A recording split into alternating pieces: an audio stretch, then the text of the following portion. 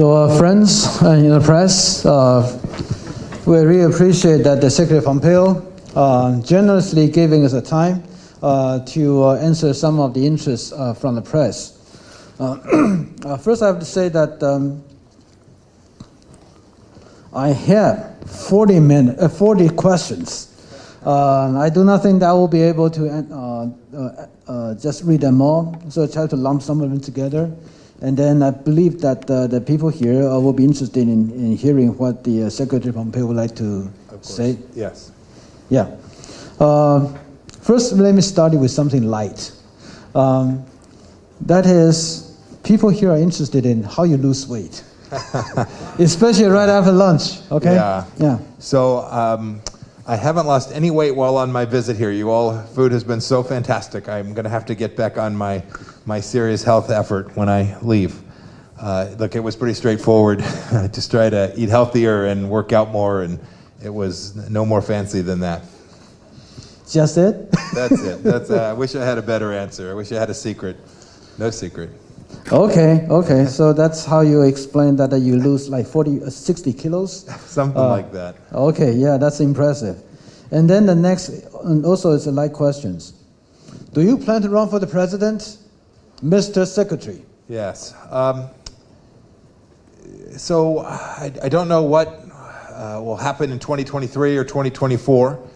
I've been working on this mission set, though, this mission for protecting democracy and freedom in my country, and the last 4 years I had the opportunity to try and help countries around the world be good friends with the United States and help build out freedom and democracy there as well. I don't know what 2024 will bring. I only know that I will continue to be in this fight. It matters to all of us. It matters to this great place, for the people of Taiwan. We need to defend human dignity and sovereignty, and we need to draw this line between tyranny and democracy so cleanly, so crisply, that we can preserve it for the next generation. I'm going to keep working at that, whether I end up going back into government service or not. Only the Lord knows at this point. So how about time beyond year 2024? What's that? You're talking about year 2024, but how about beyond that? It's hard to know. Okay. We have big elections coming up in just a few months in November in the United States. I hope that we'll elect across the board people who care about the relationship between the United States and Taiwan and freedom, protecting freedom in our nation as well. Thank you. I forgot that because we have interpreters here. So those two questions, would you like to translate? 没问题。好的，首先就减肥的问题，庞皮奥国务卿他表示说，并没有什么样的诀窍，就是运动跟吃健康一点。那再来就之后会不会选总统这件事情，基本上庞皮奥国务卿他表示说，他目前的使命就是要保护全球以及美国的民主，以及帮助许多其他志同道合的国家继续像同美国一样友好。那基本上往后面的时间会持续这样子一个工作，会持续的去维护全世界的尊严跟主权，并且划清暴政以及民主之间的界限，而且会持续保护下一代能够享有这样子的尊严跟主权。那无论会不会回到政府工作，那基本上都会持续这样子的使命。Thank you. And then the next question is about the Ukraine. That is the notion. Today Ukraine, tomorrow will be Taiwan. It's highlighted by some American think tankers. The question is that, do you agree with this belief or these descriptions? And how would you like to describe about the Ukraine-Taiwan's connections? So there are certainly similar risks. authoritarian regimes with great power who desired to use aggressive military force to bully around smaller nations. The world is replete with examples of this. We're seeing one take place in Ukraine today. It's absolutely tragic. I'm praying for the people of Ukraine, and we're all watching the people of Ukraine do amazing work to defend their own country in ways that I think many did not expect. As for the connectivity between that and the risk that Xi Jinping might consider the same kind of thing with respect to Taiwan, Xi Jinping's intentions are deep, and his agenda is global and hegemonic. There's no doubt about that. But Taiwan presents a democracy that has great friends around the world and great friends in the region.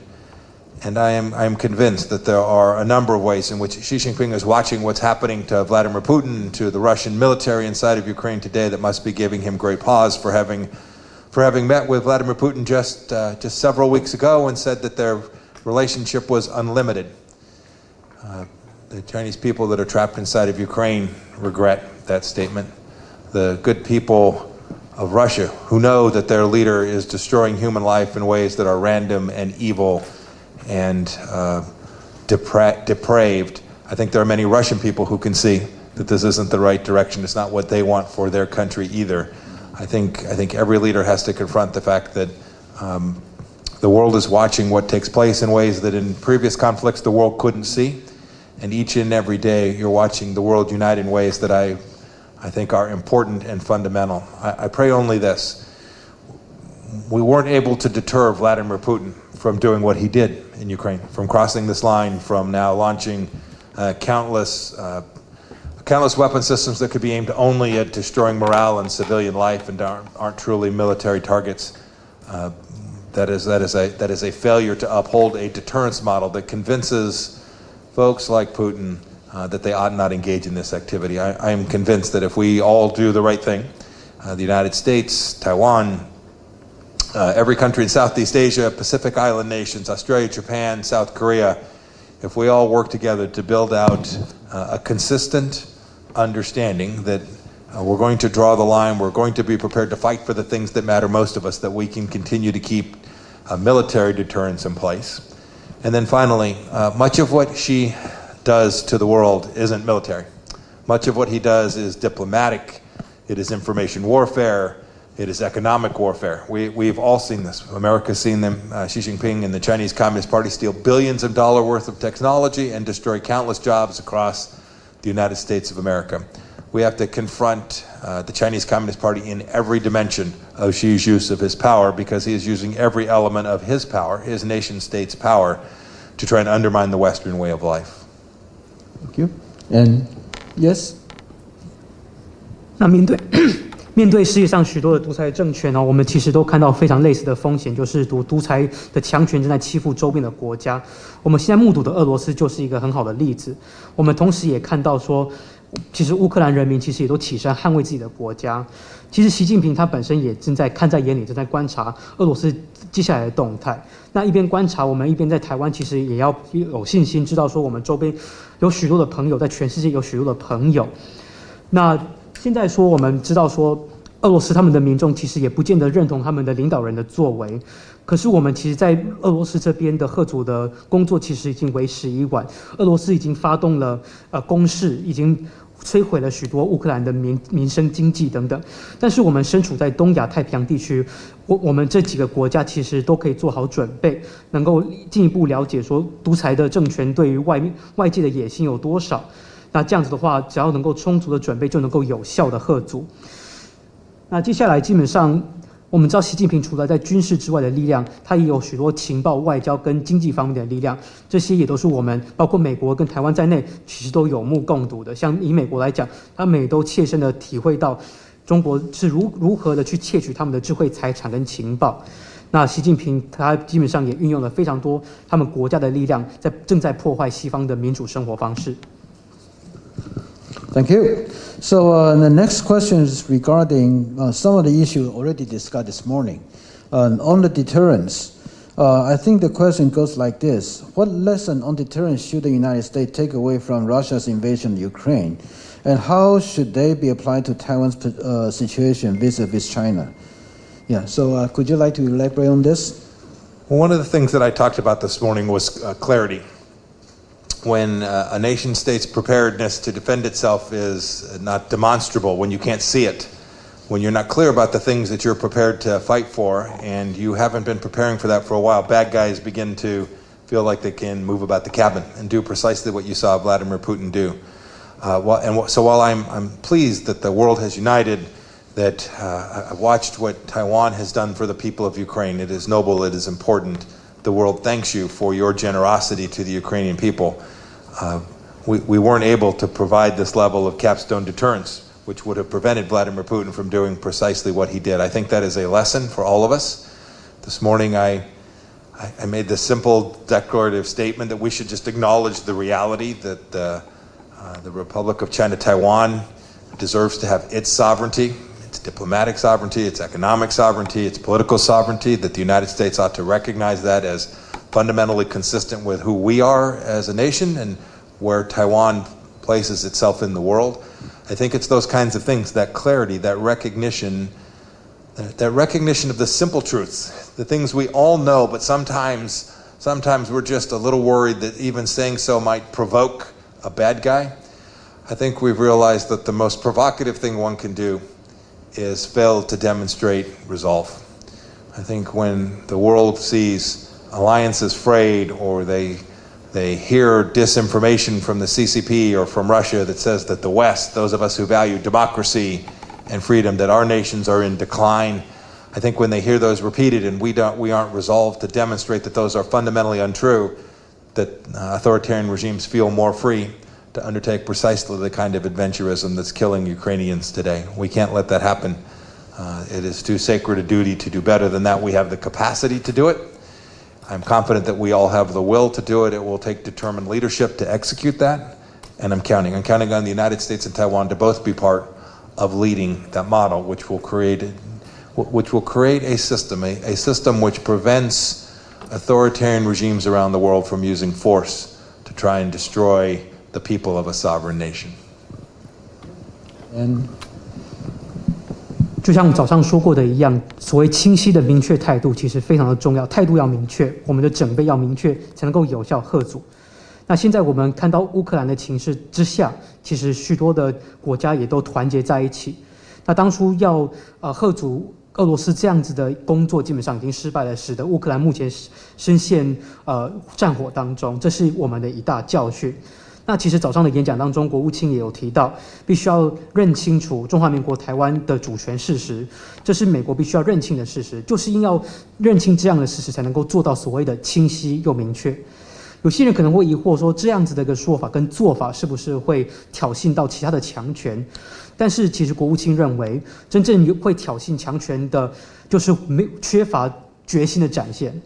一旦没有展现决心，才会让这些强权觉得有机可乘。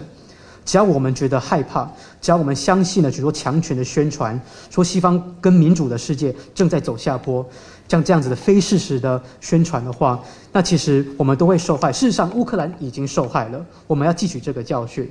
那此时，美国跟台湾应该要做的就是设立一个体系，透过这个体系，使得强权不会用武力去摧毁我们的生活方式。Yeah, the next question is also about the Ukraine-Taiwan. It's like this: the Russia-Ukraine conflict has made Taiwanese nervous about the situation across the Taiwan Straits. What concrete steps can the United States, you think, can take to de-escalate the situation? I've talked about this already. There are three pieces of this. The first is, I think one of the lessons from what Vladimir Putin has done is that we need to make sure that every freedom-loving nation is more dependent on other freedom-loving nations and less dependent on authoritarian regimes. I mean that economically, and I mean that diplomatically. We saw what happens when European countries are dependent on Russian gas. It is something that we tried in our 4 years to convince Europeans to walk away from, right? Finishing a pipeline that made Germany even more reliant on Russian gas created enormous risk that in the moment there would have to be a pause because this was going to have an enormous impact on the German people. We need to make sure that our economic relationships are with friendly nations, rights-respecting nations, freedom-loving nations, and much less connected to those that in a pinch, in the moment when they might want to act in a way that's counter to our desire to protect our way of life, our families, that will have economic challenges. Second, we need to make sure that our military and diplomatic relationships are at the level that they deserve. And I spoke to that some this morning, so I'll just leave it there for now.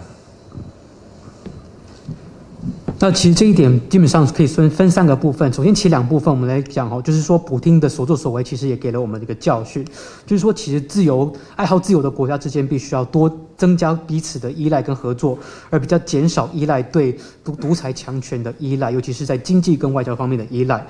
像是说最近我们也看到了，就是说其实在欧洲方面呢，我们也长期看到很多的国家，包括德国在内，都很依赖俄罗斯的天然气。其实庞皮奥国务卿在他任内呢4年当中，其实也一直在劝导欧洲国家，尤其是德国能够减少对天然气的依赖，不然的话，尤其像德国这样子的国家就会受到很大的冲击。那在经济上面一定要去多多去跟其他的自由爱好的国家，跟尊重人权的国家彼此之间的互相的合作，才能够有效的去保护我们自己的生活方式跟我们各自的家庭。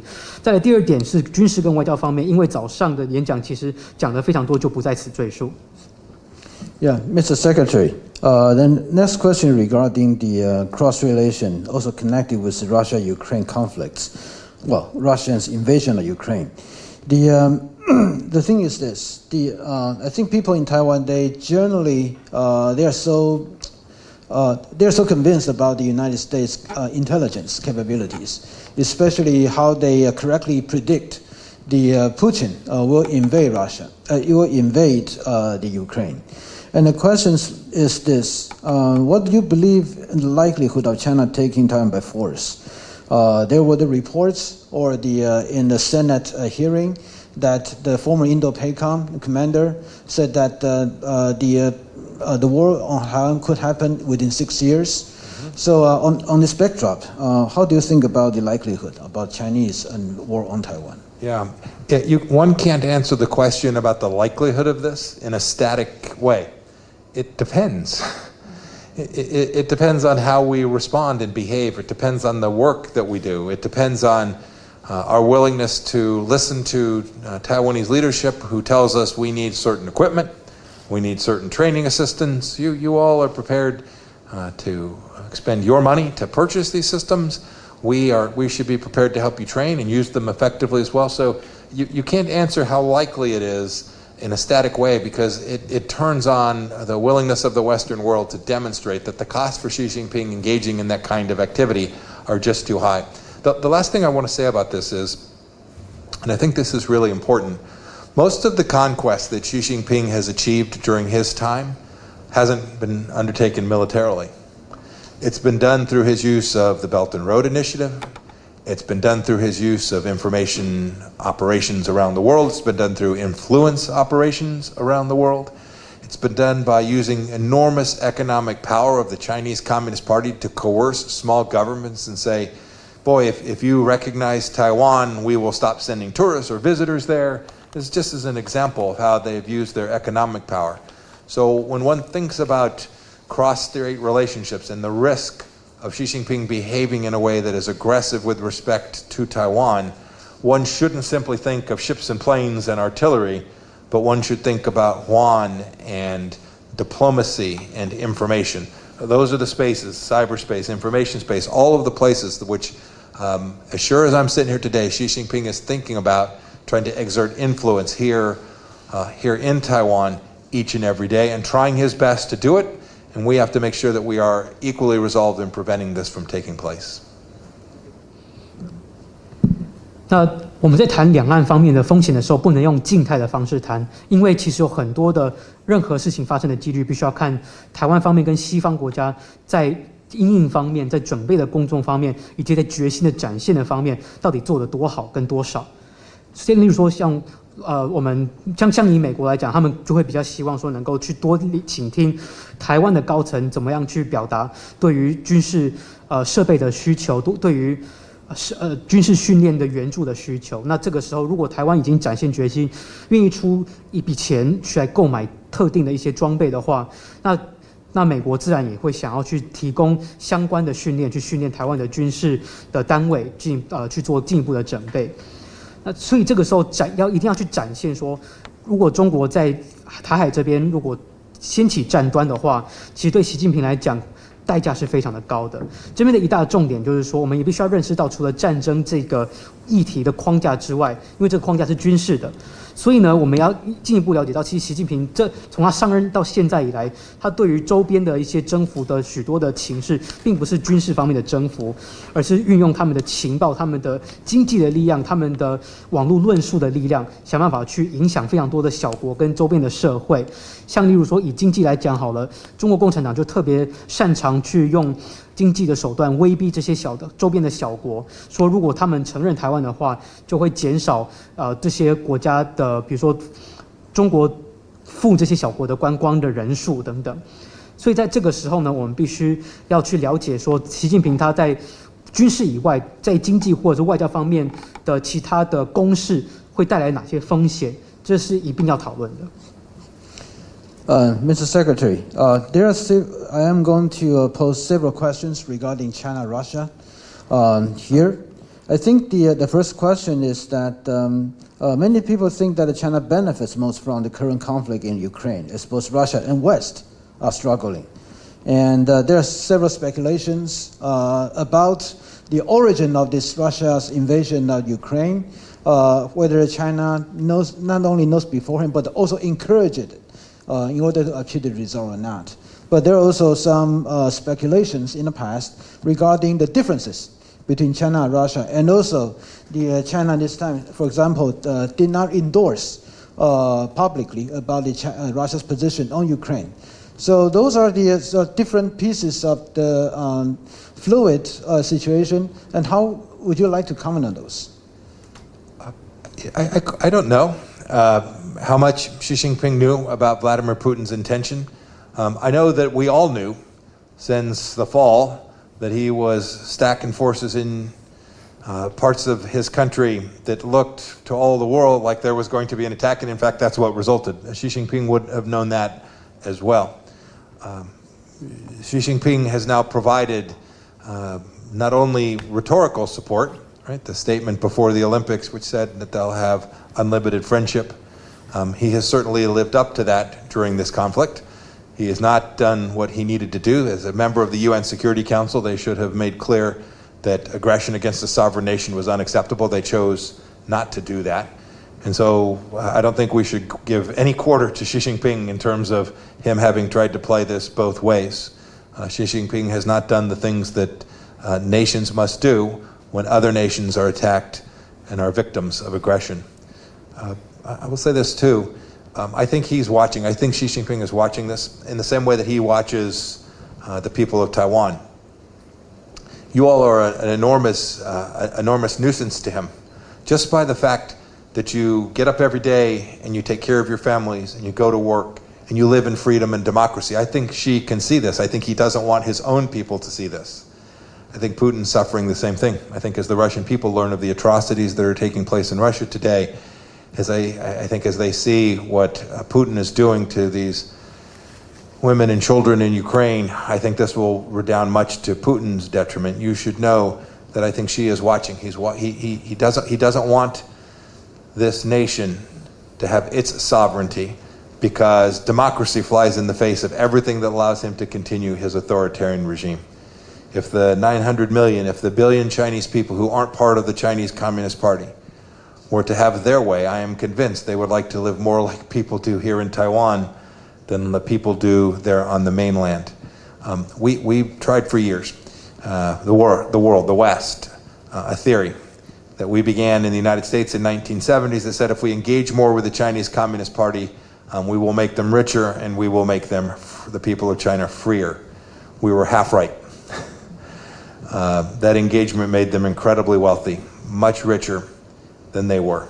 It didn't make them 1 ounce freer. And the work that we do, the work that our two nations do together, is sending a message to authoritarians like Putin and like Xi and like Chairman Kim and the Ayatollah. The list goes on. It's sending a message that those nations who believe in freedom and human dignity are prepared to defend that in ways that I think for an awfully long time we all had taken for granted. I think we are now, there's a level of resolve today in the world, and I pray that it is not ephemeral, that it is permanent and prepared, and we will work in every dimension to make sure we defend the things that matter most to each and every one of us. 习近平到底知不知道普丁的意图？其实我们很难说，但是至少我们从去年秋季看起来，从俄军的部署方面，我们就看出一些迹象了。其实像迹象这件事情，习近平当然应该也是心里知道的。那习近平他其实也针对俄罗斯提供了口头上面、语言方面的支持，尤其是在奥运期间，习近平也曾经说过，中俄之间的合作是没有任何的限制的。而且再加上中国在作为联合国安理会的成员，其实就俄罗斯侵略乌克兰这件事情也投了弃权票，等于是没有尽联合国安理会成员的一个义务，那个义务就是要保护其他的主权国家不被另一个国家所侵犯。那其实习近平看待台湾人也是这样的，就是当台湾人每天都过着自由自在的生活的时候，其实习近平对此也不乐见。那当然，其实俄罗斯他们习近平他其实也是看着普丁他的军队正在侵犯着乌克兰男女老幼的这些生活，但是我们都知道一件事情，就是对独裁者来讲，民主的生活方式其实就是在阻挠着这些独裁者的所作所为。好，那接下来就是说，当初在美国比如说跟中国共产党的政权在进行交往的时候，其实当初美国方面的意图就是说，希望说透过让中国能够，如果随着中国变得更加的有钱的话，或许中国也会更加的自由。其实当初的想法也只对了一半，那一半就是中国的确变得非常的有钱，但是一丁点的民主跟自由都没有。所以这个时候，无论是台湾跟美国，我们所做的事情，就是要向这些独裁者，不只是习近平、普丁，还有所有的其他的独裁者，向他们宣誓，就是所有支持自由、支持人民尊严的国家，基本上不但能够展现决心，而且这个决心是永久的。All right, the next question also related with the Russia, China, and the connection with Taiwan. Due to the previous questions, which sort of had the assumption about what Chinese acknowledgement about the Russia's invasions, then people started to wonder Russia's role in, for example, should the war on Taiwan by China happen. So how do you perceive the Russia's possible role, especially in the light of the current invasions? And in the past, did the United States ever thought about the Russia's possible involvement or role in Chinese war against Taiwan? Oh, sure. No, we've long known that Chinese military and the Russian military have worked on problem sets together. So this piece isn't new. There's lots of places that the Russians are careful. They have known for a long time that because their economy is relatively small, that in that partnership between Russia and China, they'll be the junior partner in that. But Russia has a very highly capable engineering workforce. They have a very highly capable military. And so we've always known that there was some risk that the Russians would provide weapon systems to China as well. But more importantly, what you can see, I think, happening today is as the world is restricting Russia's capacity to trade in the ruble, to trade energy products, to move through the financial systems, its central bank, the gateway, the thing that provides the oxygen for the Russian economy is the yuan in China. It looks like they're going to build a big pipeline. It looks like they're going to build a big energy pipeline, a real physical pipeline. It looks like they're also going to build a massive financial pipeline, where it could well be that Xi Jinping provides the economic fuel that allows Vladimir Putin to continue this mission. I hope that Xi Jinping will see that that is not the right path forward, that he will himself fall afoul of these sanctions regimes. We worked on this problem set an awful lot during our 4 years. I saw it firsthand when sanctions are put in place by Western countries. I think it will make it more difficult than Xi understands for him to actually conduct these transactions with the Russians. And I hope that the world will make very clear to Xi Jinping that if he runs afoul of one of these, that it could be Chinese banks that are next, it could be Chinese financial institutions more broadly that are next, and this will convince China to deny that oxygen, deny that fuel for Vladimir Putin to have the resources to continue his campaign. That has deep ramifications for how Russia might participate were it the case that Xi Jinping ever decided to make an aggressive military action in Asia. 其实中国跟俄罗斯之间的军事合作也是行之有年哦，只是说俄罗斯在经济规模上相对比中国小，但是俄罗斯它的利多呢，就是他们的攻城的能力比较强，所以在中俄的军事合作之间，比较是俄方会向中方提供相关的军事的系统啊或科技等等。那现在我们全球因应俄罗斯的侵略哦，主要是在限制俄罗斯对外贸易的能力，像是他们的金流跟货流等等，尤其是俄罗斯卢布的交易的这个能力。所以眼看全世界俄罗斯能够求援的对象似乎只剩下中国了。那的确，中国跟俄罗斯之间有比较蛮大规模的天然气管哦。那习近平很有可能也会向俄罗斯提供经济援助。我们只是希望习近平能够看得出来说，这样子做向俄罗斯提供援助并不是正道，因为在国务卿他的任内4年，其实也都看得很清楚，基本上只要有西方的制裁。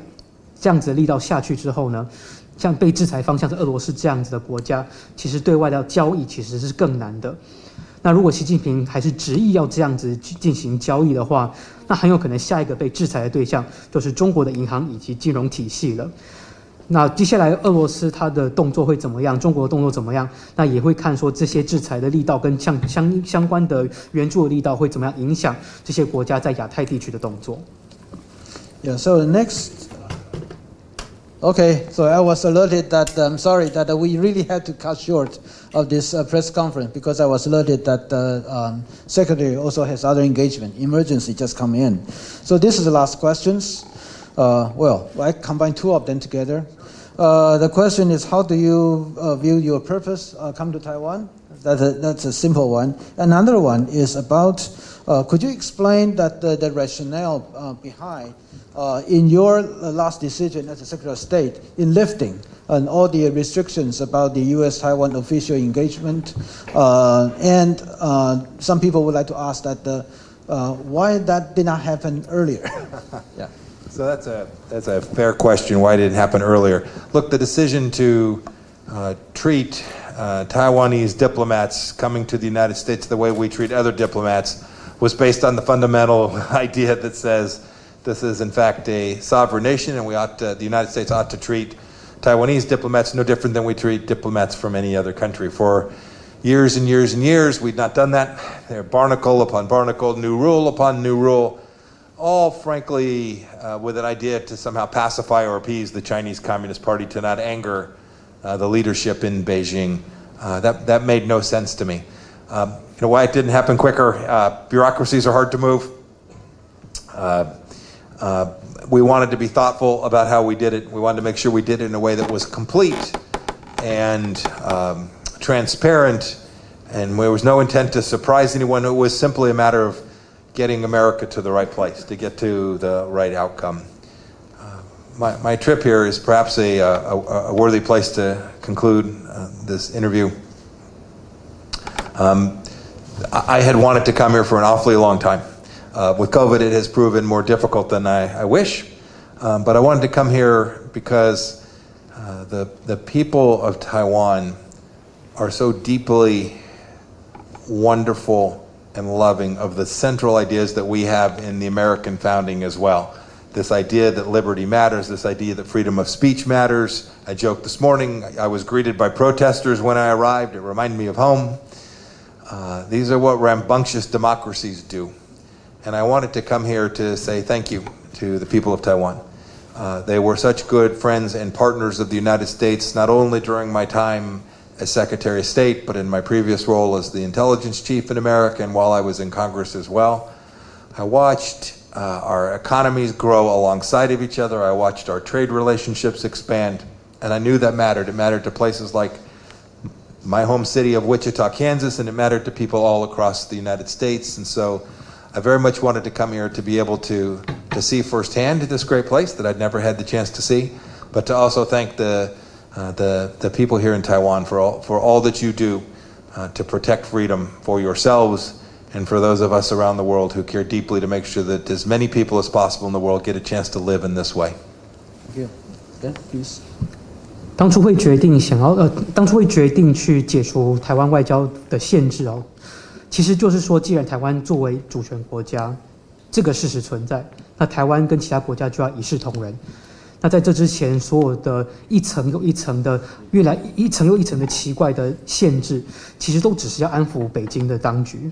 那其实这样子做并不合理。那可是我们知道说，我们并不能说，一念之间转了，很多的规定就直接当场消散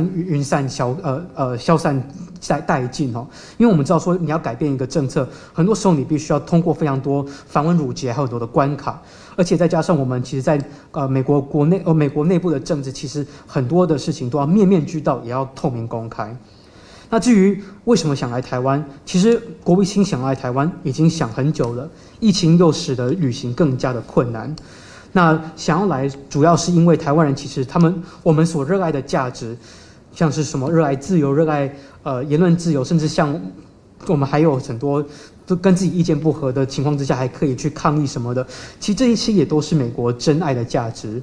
那其实国务卿这一次来意也是要特别感谢台湾的人民因为台湾的人民，无论是在庞培奥担任国务卿的任内，甚至在这之前，庞培奥先生担任国会议员还有中情局的干部的时候，基本上台湾都一直是美国非常好的伙伴。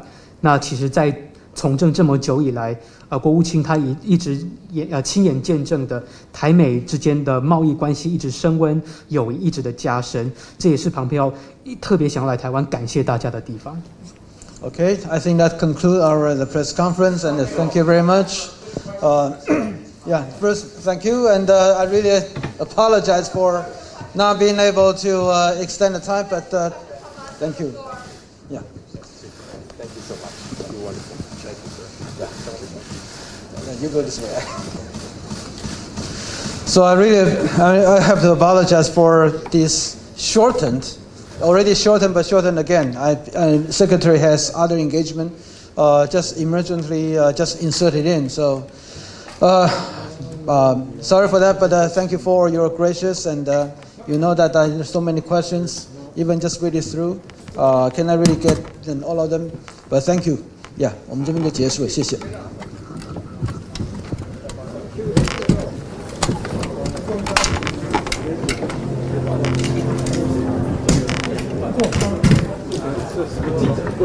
没有一个自然反应过程。是啊，这个相对的没有错。自然反应没有，现在没有错。当然，没有爸爸说。